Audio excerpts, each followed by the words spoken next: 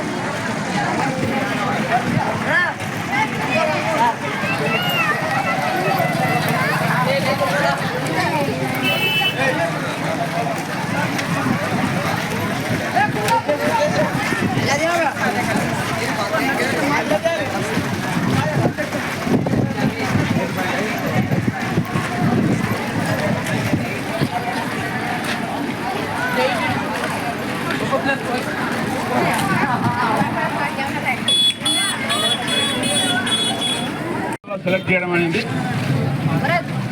So వాటి గురించి మొదటగా సారు మాట్లాడిన తర్వాత ఒక ప్రతిజ్ఞ చేయడం జరుగుతుంది. ఆ ప్రతిజ్ఞ తర్వాత 6 మంది అధికారులు వాళ్ళ యొక్క కాన్సెప్ట్ గురించి చెప్తారు బ్రీఫ్గా. ఇప్పుడు మనకి ఏదైతే ప్రతిజ్ఞ ఇచ్చారో మన వెల్ఫేర్ ఎస్టేట్ గారు లేదా మన ఎండిఓ సార్ గారే చెప్తామన్నారు.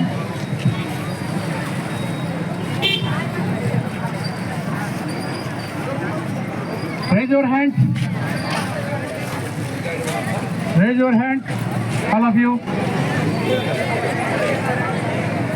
ప్రతిజ్ఞ సంపూర్ణత అభియాన్ యొక్క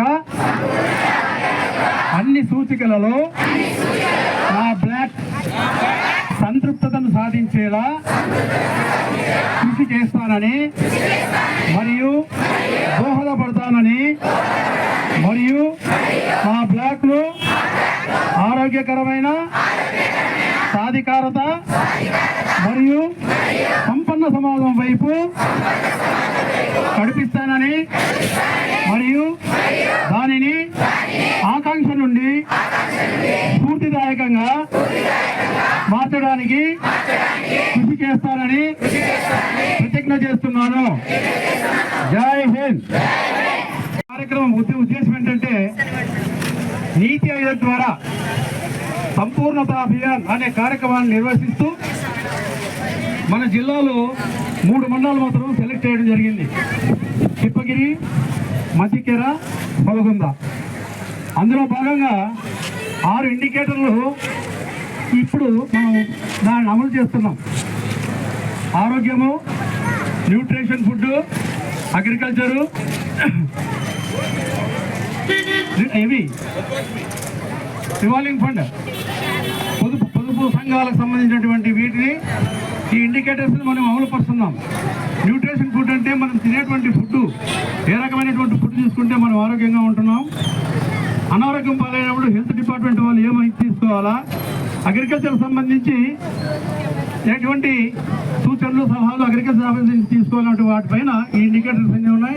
ఈ పొదుపు సంఘాలు కూడా పొదుపు ఎలా చేసుకోవాలా, రివాల్వింగ్ ఫండ్ ఎక్కడి నుంచి తీసుకోవాలా, మళ్ళీ వాటి రీపేమెంట్ ఎలా చేయాలనే విషయాలపైన ఇప్పుడు మనం దృష్టి సారిస్తున్నాం.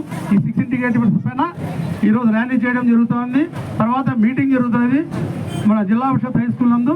కాబట్టి హోలకొంద గ్రామ ప్రజలు కూడా దయచేసి అక్కడికి వచ్చి సభను జయవంతం చేయవలసిందిగా కోరుకుంటున్నాం. థ్యాంక్ యూ అండి. తర్వాత హోలకొందలో మనకు ఒక 4 సచివాలయాలు ఉన్నాయి. సో 4 సచివాలయంలో కూడా ఒక్కొక్క సచివాలయంలో మినిమం అంటే కూడా 10 మంది ఉంటారు. సో 40 మంది, 4 సచివాలయాలు 40 మంది ఉంటారు. ఈ 40 మంది కూడా మన గ్రామంలో ఉండేటటువంటి వాళ్ళకి కానీ లేదా పక్క గ్రామాల వాళ్ళకి కానీ ఎవరికైనా సరే ఈ డిజిటల్ సర్వీసెస్ అని మీరు వినే ఉంటారు. అంటే మీరు ఏదన్నా హౌస్ ట్యాక్స్ అంటే ఇంటి గుత్త కట్టాలంటే కూడా మనము గ్రామ పంచాయతీ దాకా పోకుండా మన సచివాలయంలోనే పే చేయొచ్చు, లేదా కరెంటు బిల్లు కానీ ఇలాంటి సర్వీసెస్ అన్నీ కూడా ప్రతి కుటుంబంలో ఈ 14 నుంచి 60 సంవత్సరాల వయసున్న వాళ్ళు ఎవరైతే ఉన్నారో వాళ్ళు ఈ డిజిటల్ సర్వీసెస్ ఈ ప్రధానమంత్రి పేరు మీద ఉన్నటువంటి ఈ డిజిటల్ సర్వీసెస్ అన్ని కూడా మనము 100% వాడుకోవాలి. ఎక్కడే కానీ మనం వేరే చోటుకు పోవాల్సిన అవసరం లేదు. బస్సు అది కూడా మనం ఇక్కడే చేసుకోవచ్చు. సో ట్రైన్ టికెట్స్ మనం ఇక్కడే చేసుకోవచ్చు.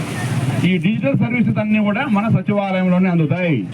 వీటిని 100% ప్రతి కుటుంబంలో వాళ్ళు కూడా వాడుకోవాలనేది ఈ కేంద్రంలో ఈ ప్రోగ్రాంలో ఉన్నటువంటి ముఖ్యమైనటువంటి అంశం. Thank you. Okay, meeting.